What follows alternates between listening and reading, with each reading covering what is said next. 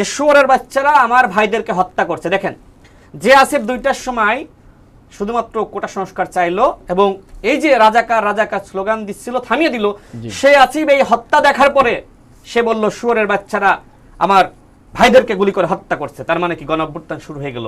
ঠিক আসিফের মতন আমাদের সেন্টিমেন্ট, বিএনপির সেন্টিমেন্ট, জামাতের সেন্টিমেন্ট, ছাত্রদল, শিবির, ছাত্র অধিকার পরিষদ, গণ অধিকার পরিষদের সেন্টিমেন্ট পরিবর্তন হয়ে গেল। না, এটা শুধুমাত্র কোটা সংস্কার আন্দোলনের মধ্যে থাকবে না, এইটাকে আমরা রাষ্ট্র সংস্কার আন্দোলনের মধ্য দিয়ে আমাদের যেতে হবে, আমাদের প্রতিবাদ করতে হবে, রাজনৈতিক দলের জায়গা থেকে নামতে হবে। তো তার মানে কি আন্দোলনটা কিন্তু ছাত্রদের হাত ধরে শুরু হলো। একটা পর্যায়ে এটা পলিটিসাইজড হলো কখন? যখন গুলি করে মানুষ হত্যা শুরু করলো।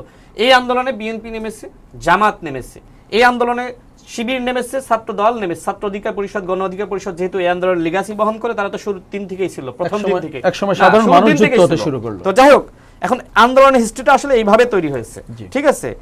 দ্বিতীয়ত আসি, দেখেন এই যে জামাত দাবি করছে, যেটা জামাত দাবি কখনো করে না, ভাই দাবি করলেন যে জামাত নেতৃত্ব দিয়েছে। দেখেন ওই যে আমার বইয়ের রেফারেন্স দিই আপনাকে, জনাব সালাউদ্দিন আহমেদ তো তিনি ইন্ডিয়ায় ছিলেন এবং তিনি তো এক সময় কারাবন্দী ছিলেন, পরে জামিন পেয়েছেন। জামিন পেয়ে ওইখানকার শর্ত ছিল যে তিনি দেশে আসতে পারবেন না, প্রতিনিয়ত তাকে কোর্টে হাজিরা দিতে হবে।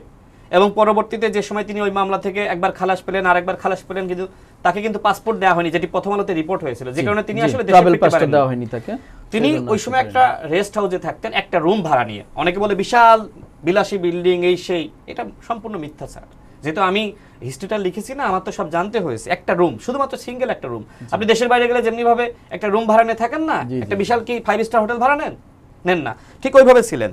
তো যেহেতু ওই দেশে তিনি নির্বাসিত ছিলেন, নুরুল হক নূর এবং আমার সাথে প্রতিনিয়ত তার যোগাযোগ হতো। যেহেতু আমরা ওই সময়কার প্রেক্ষাপটে, যেটা ভাইও আই থিঙ্ক স্বীকার করবে কিনা আই ডোন্ট নো, যেহেতু আমরা একটা আন্দোলন করে আমরা উঠে এসেছি, মানে আমাদের বাইরে কিন্তু তরুণ প্রজন্মের মধ্যে আন্দোলন সংগ্রাম করে উঠে আসা আর কেউ ছিল না, এখন তো তৈরি হয়েছে, ওই সময় ছিল না।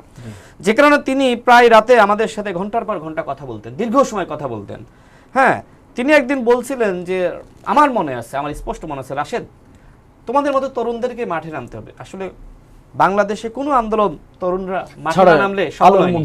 এমনকি মির্জা ফখরুল ইসলাম আলমগীর অসংখ্যবার এই কথা বলেছে যে বিশ্ববিদ্যালয়ের ছাত্ররা কেন নামছে না, তরুণরা কেন নামছে না, তারা না নামলে তো অতীতের কোনো আন্দোলন সফল হয়নি, এইবারও হবে না।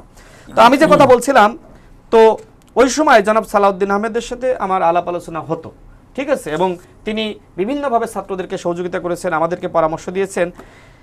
আমি যখন সালাউদ্দিন ভাই দেশে ফিরলেন, তাকে আমি একদিন জিজ্ঞেস করলাম যে আপনি তো জামাত এবং হেফাজতের নেতৃবৃন্দের সাথে কথা বলতেন, কাদের সাথে আপনার আসলে মূল সমন্বয়টা ছিল? উনি জামাতের একজন নেতার কথা বললেন, আমাদের তাহের ভাইয়ের কথা।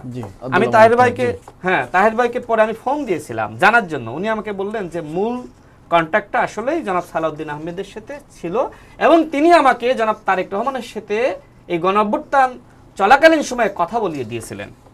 অনেকে বলে না যে সালাউদ্দিন আহমেদ তো আপনার মানে গুম ছিল, কিভাবে এই কাজগুলো করলো। আমার কথা হলো যে তাহের ভাইকে জিজ্ঞেস করবেন, জামাতের নেতা, সে কিন্তু বিএনপির কেউ না, জামাতের নেতা, তাকে জিজ্ঞেস করবেন।